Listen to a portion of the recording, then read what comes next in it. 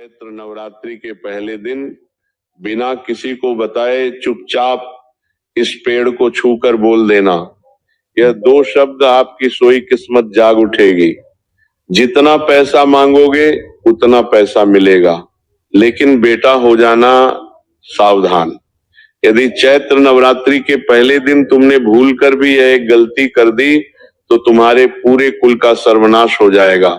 तुम्हारे घर में ऐसी बर्बादी आएगी जिसे तुम चाह कर भी कभी मिटा नहीं सकोगे।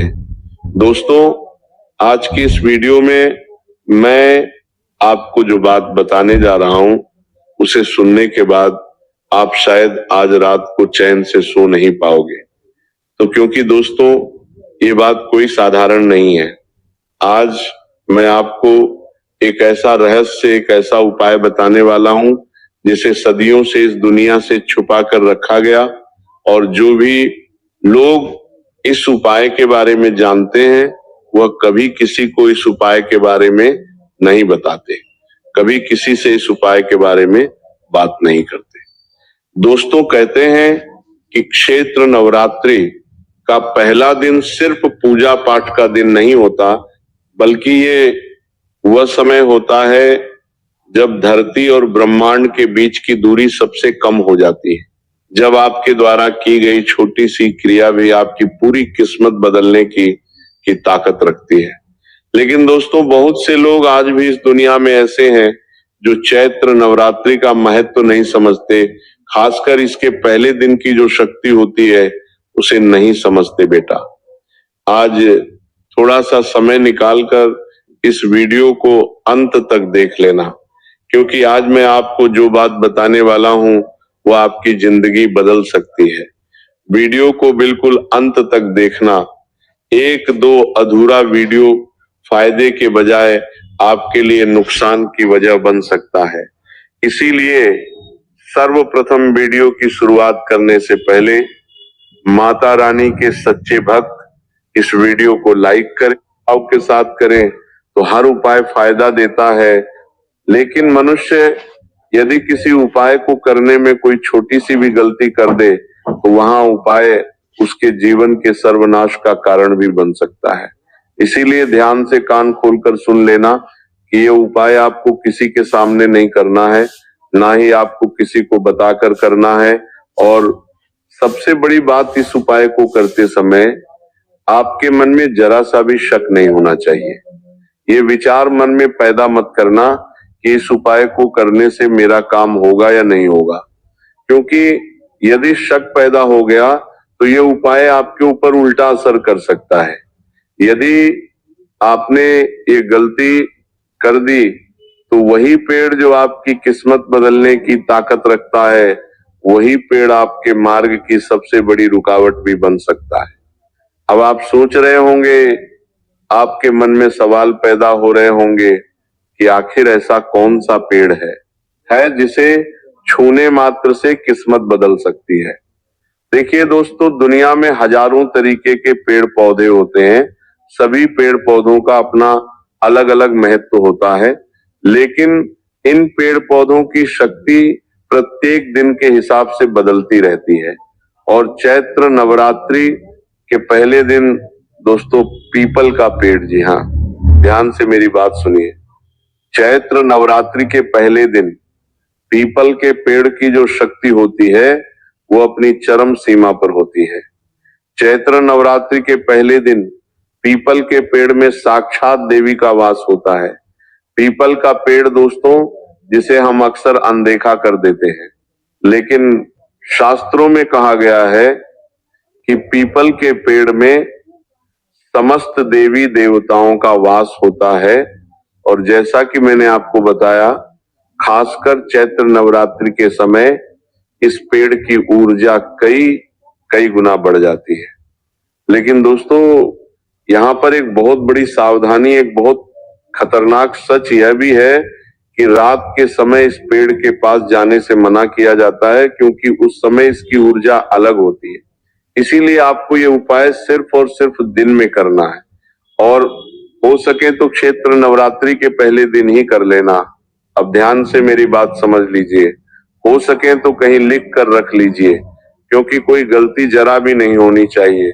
दोस्तों, वह चैत्र नवरात्रि के पहले दिन सुबह जल्दी उठिए, नहा धोकर साफ कपड़े पहन लीजिए और बिना किसी को बताए चुपचाप आप अपने घर से बाहर निकलकर आपके घर के पास में नजदीक में जहां पर भी पीपल का पेड़ हो उस पेड़ के पास चले जाइए।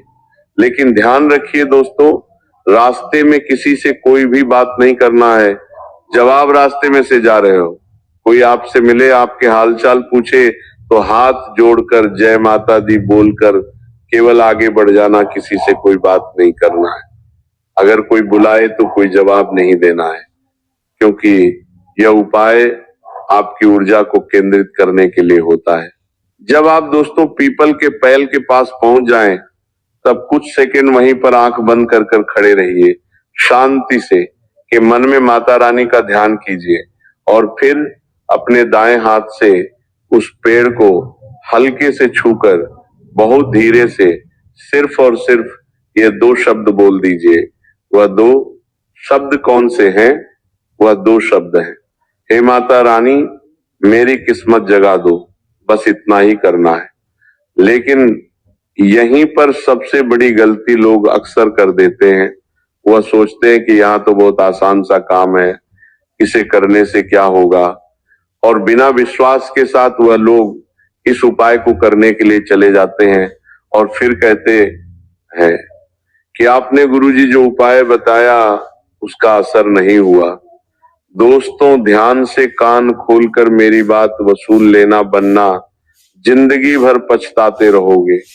मैं जो बात बता रहा हूं ये कोई मजाक नहीं है, एक ऊर्जा का खेल है और कोई भी ऊर्जा तभी काम करती है जब आपका विश्वास मजबूत हो। अगर आपने पूरे विश्वास के साथ, पूरी श्रद्धा के साथ ये 2 शब्द बोल दिए तो आप खुद महसूस करोगे, कुछ ही घंटों के बाद से ही आपके जीवन में छोटे छोटे बदलाव आना शुरू हो जाएंगे।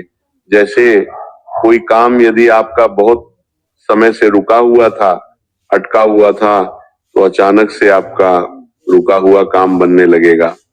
पैसों की समस्या यदि बहुत समय से घर परिवार में चलती आ रही थी, कोई व्यक्ति आपका पैसा खाकर बैठ गया था, लौटा ही नहीं रहा था, तो ऐसा रुका हुआ धन प्राप्त होगा।